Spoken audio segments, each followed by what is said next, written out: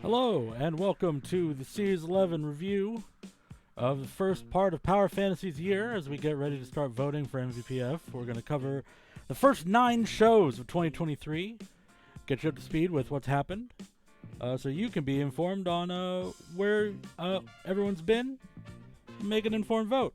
We got to start, of course, with the Power Fantasy Year 3. It started January 15th, excuse me.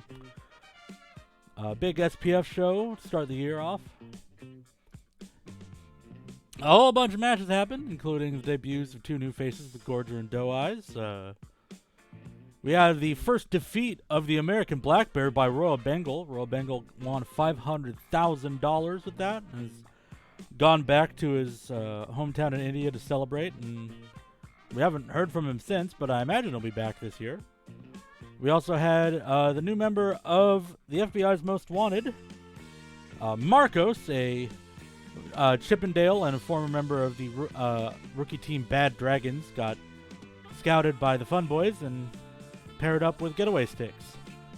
And of course, we had our main event where between Akane Ruby Angel, Mon Soleiman, Rugby Alcohol, and Bonami, Akane walked out on top and is the current reigning and defending ABT champion.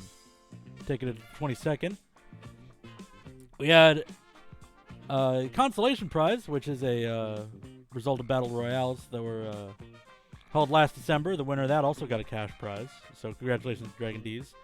We had Tom Ryder there fighting against Dark Souls and Science Fiction in a handicap match because Tom Ryder's been trying to establish a tag team with Tsunamania. We haven't seen Tsunamania at all this year so far.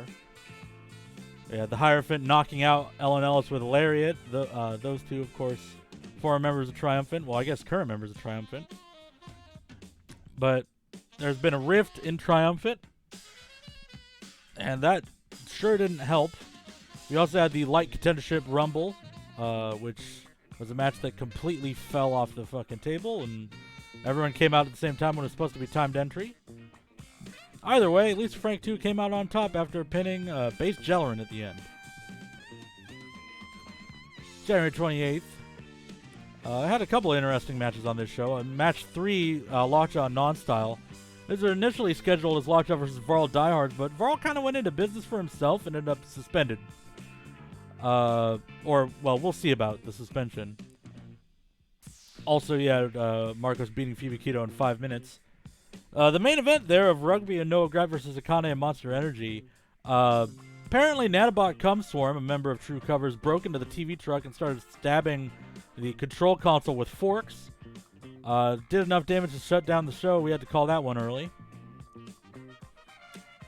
February 5th, as you can see there, Nanobot Cumswarm wrapped a chair around the head, or is in the process of doing that, of young Erwin Handler.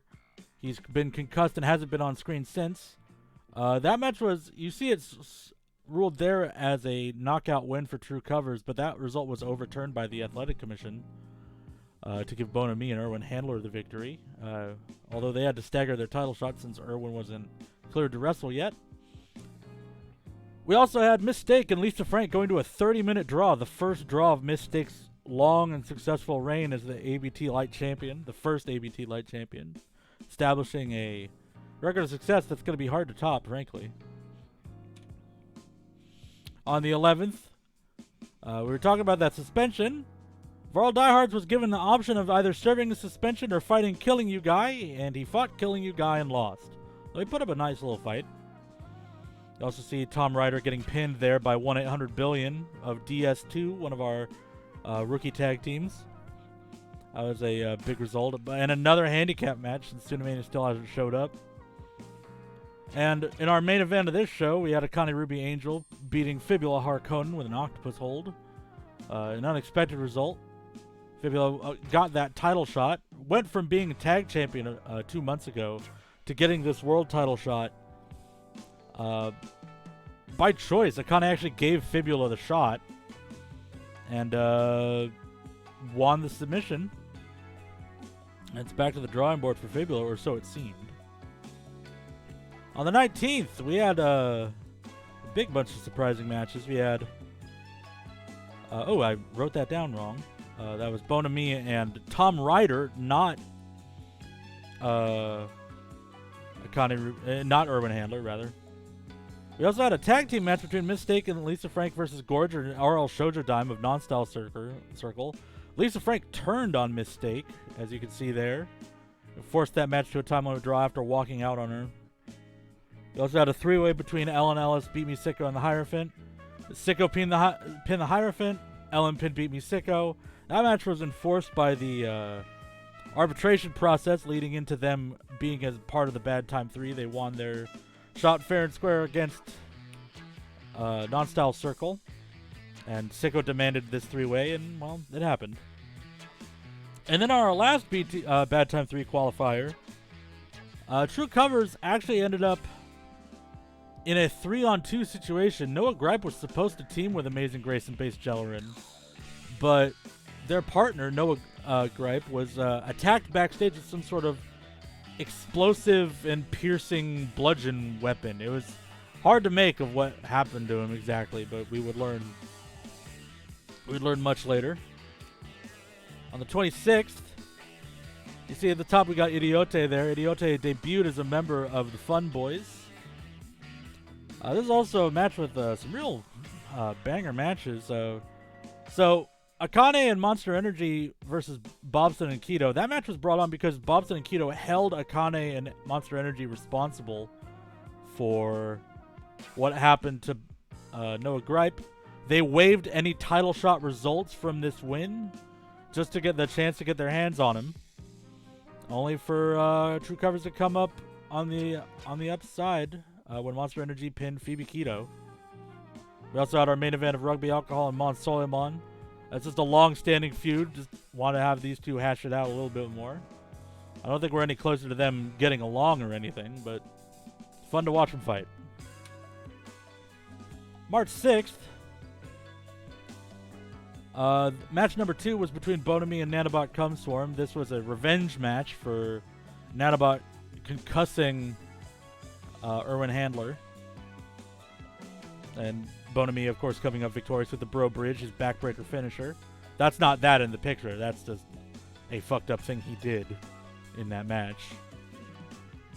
We also had the reveal of Steve Austin. When True Covers got their winning team into the Bad Time 3, they announced that part of their team was going to include Steve Austin. No one knew who that was exactly. Turns out that is the real name of Fibula Harkonnen, and Steve Austin has joined True Covers.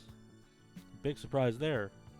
We also had, because of that 30-minute draw tag match, Mistake defending the Light Championship against both Gorger and RL Shoujo Dime victoriously.